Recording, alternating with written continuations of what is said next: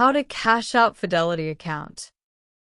Fidelity Investments provides investment management, brokerage services, retirement planning, and wealth management.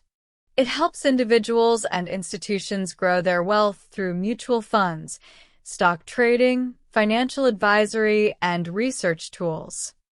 First, go to Fidelity website and log into your account.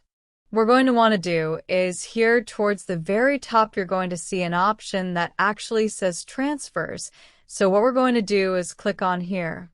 Now from here, it's going to ask us which account do you want to move money from.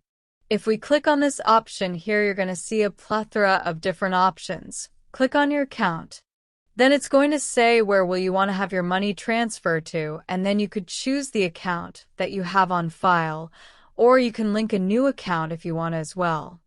Now from over here, you can see it says enter the transfer details. It can tell you the amount that you want to transfer, and it will tell you a transaction limit. Then click continue. Then click on submit. That's it. Thanks for watching.